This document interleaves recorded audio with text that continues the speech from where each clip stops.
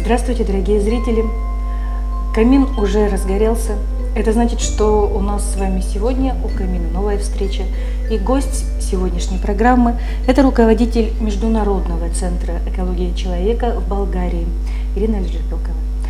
Добрый день! Ирина – практикующий психолог. Сегодня она отвечает на вопросы, которые, возможно, помогут нам с вами немного лучше понять самих себя. Начнем с главного. Часть первая. Понять себя. Самый лучший персонаж, который хорошо бы раскладывается, это я сам. Вот разобраться, почему я здесь позавидовал, почему у меня родилась ревность, чего я испугался, почему вот это слово меня так обидело, а принесет мне это какой-то вред, чтобы я вот так обиделся, а адекватная ли у меня реакция. Мне наступили на ногу, а у меня в такой гнев внутри поднялся, что казалось бы этого человека вообще изничтожить. Изучить себя на 100% невозможно, но понять, считает гостья, причины некоторых поступков бывает очень важно для нас же самих. Давайте поговорим, может быть, о страхах и о том, что мы получаем, когда мы боимся. Страх и эмоции напрямую связаны с гормональными процессами в организме, а гормональные гормоны – это топливо. Значит, пока мы живем, пока мы двигаемся, мы будем обязательно испытывать эмоции. А все эмоции обязательно связаны со страхом. Я могу это доказать абсолютно. Вот любую эмоцию можете мне назвать, и я вас выведу, что она связана со страхом. Ну, предположим, вот я влюбилась, ну и где тут страх присутствует? Ну, представьте, что ваш возлюбленный вдруг смотрит на другую девушку, и его глаза загораются. Что с вами происходит? Катастрофа. Страх, что не дай Бог, он меня бросит, он меня разлюбит. Гордость женская может говорить, разлюбит все, мне такой не нужен. А стресс, он останется все равно, и стресс на всю жизнь. Получается, что если человек обижен предыдущими отношениями или, может быть, предыдущим партнером, то он перекладывает вот эти свои обиды на партнера сегодняшнего, и получается, что разрушаются у них отношения. Конечно, разрушается. Причем он начинает перекладывать, даже не осознавая это. Он не делает это сознательно умом. Он смотрит уже на мир, как через кривое зеркало, вот как Каю в сказке «Снежная королева». Попал осколок кривого зеркала в глаз, и он все так видит. Вот и мы видим все с этими осколками. Когда-то стрессы нами пережитыми, это каждый стресс – это некий осколочек. Еще один практический вопрос, который будет важен каждому сдающему экзамен, ожидающему перемен или при важном собеседовании, поступлении на работу. Предположим, я сдаю экзамен, и перед экзаменом я боюсь. Как от этого страха избавиться? Если вы идете на экзамен, вы мысленно представляете, что вы этот экзамен провалили. И что тогда вы будете делать? Вот и даже на секунду, если я представила, где-то глубоко внутри, то это все реализуется? Нет. Нет? Нет. Реализуется не этот страх, не наши мысли. Если бы реализовались наши мысли, был бы сумасшедший дом. Потому что если человек проанализирует, о чем он все время думает, это и страшно, и смешно одновременно. Реализуется наша эмоция глубокая. Вот мы боимся. Эта эмоция страха вырабатывает определенные гормоны. У некоторых торможение, у некоторых, наоборот, активность повышенная. Вот чтобы остановить эту эмоцию, мы должны проработать внутри себя разные ситуации. Вот мы представляем, что мы провалили экзамен. И что мы делаем дальше? Нам очень страшно, как именно что потом будет. И мы никогда головой туда не идем. Мы все время идем до страха. Вот провалили и все. И все, и катастрофа, и конец света, и что? А мы идем дальше. Что? Мы умерли? Нет. Что мы будем делать? Пересдавать? Или поступать в какое-то другое место? Ну, мы решаем. Мы полностью прорабатываем программу, что мы будем делать, если мы провалили экзамен. И когда у нас уже, мы видим, что ничего, мы живы остались, ничего в нашей жизни страшного такого не случилось, это, может быть, надо делать много-много раз мысленно, пока не почувствуешь расслабление. И потом уже можно мысленно представить, как мы хорошо сдаем экзамен. И то есть мы готовы к двум вариантам. Не знаю, поможет ли это сдать экзамен, но что поможет здоровью 100%. Часть вторая. Уважать себя. Интеллект и характер – вот цели настоящего образования. Это давным-давно сказал Мартин Лютер Кинг. В какой-то момент произошли изменения в системе образования, считает Ирина Васильевна. И мы превратились из общества мыслителей, из общества думающих, в общество потребителей. Мы все живем по кодам, которые в нас внедряют с детства. А говорят нам, что мы личности. Но личность предполагает, что человек может что-то творить. Творить – это создавать то, чего нет. От того, что я буду душиться такими же духами, которыми душится Наоми Кэмпбелл, я личностью не стану. А реклама говорит: будьте достойны, вы этого достойны. А раз мы этого достойны, значит мы личность. Вот таким маленьким ходом у человека отбирается возможность думать о себе. Он априори личность, ему некуда совершенствоваться. А нам, ой, как есть куда совершенствоваться. Изначально каждый из нас совершенен, но абсолютно не образован. Вот наше совершенство в том, что мы можем образовываться. Мы можем учиться мышлению такому, который бы отличал нас от мышления животных.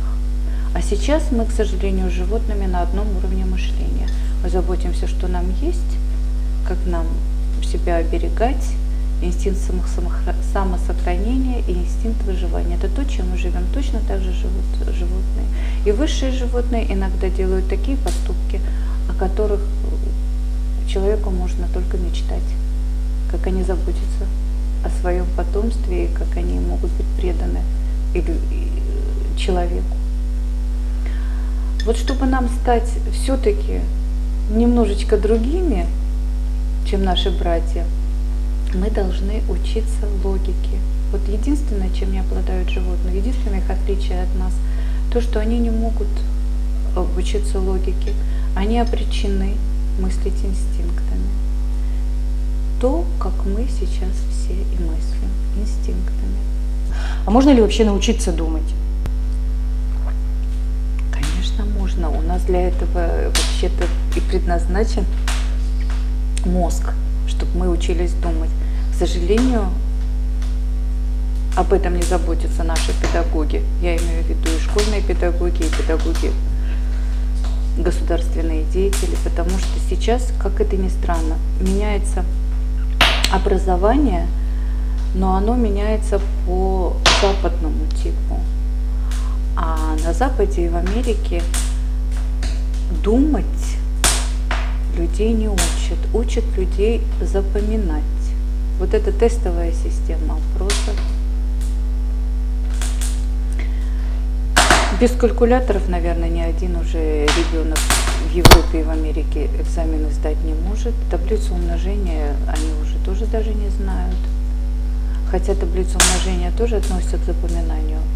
Но сам факт, что им это не надо, они не пользуются этим, говорит о том, что они все кнопочками решают все. Теоремы не доказываются, теоремы запоминаются. Даже математика, которая по своей сути предназначена для того, чтобы у человека развивать какое-то математическое, но все-таки мышление, какую-то логику математическую, сейчас дается в другой форме, дается в форме запоминания.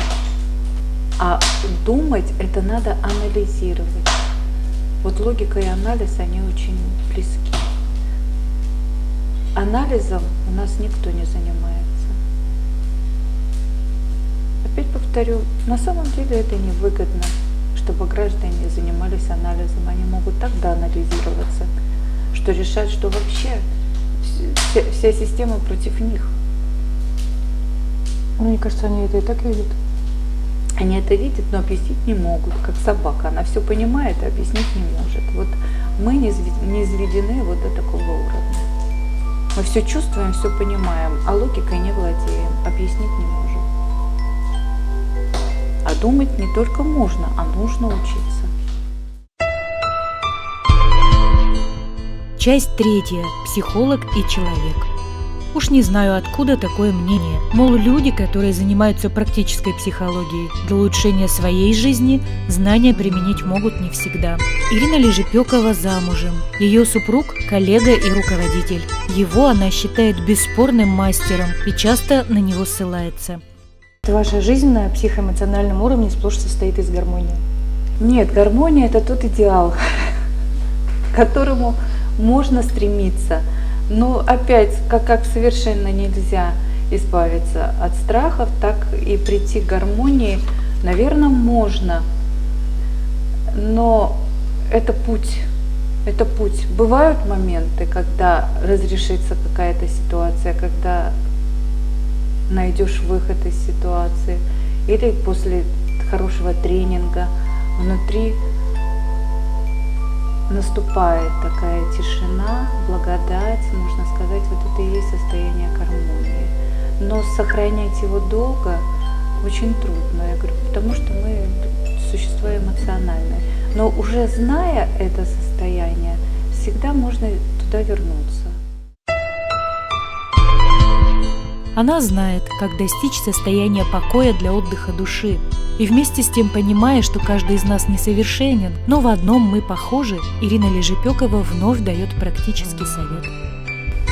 А насчет этих пластинок, которые у нас в голове, это наш самый большой бич. Потому что если человек начнет серьезно анализировать, вот записывать все мысли, которые приходят в его голову, он будет очень удивлен. Он никогда не живет в настоящем. Он или думает, что он будет делать через час, через два в лучшем случае, а вообще-то через месяц, через два, или когда-то там в перспективе какие-то желания. Или он возвращает себя в прошлое, где он что-то сделал не так, где что-то было неправильно. А на самом деле прошлого не существует уже, в принципе не существует, а будущее еще не сформировано. И получается, что человек живет в иллюзиях. А здесь и сейчас, а будущее формируется из того, какие вы здесь и сейчас. Вот если вы здесь и сейчас разобрали свой страх, то следующий ваш поступок будет другой, и будущее у вас будет другое.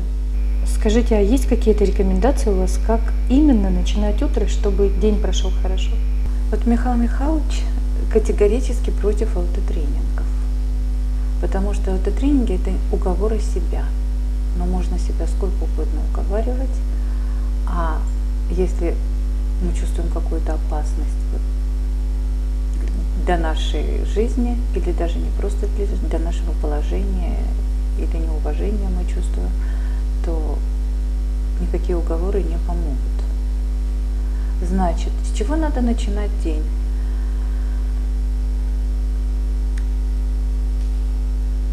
Надо создать мысленно наблюдателя внутри себя.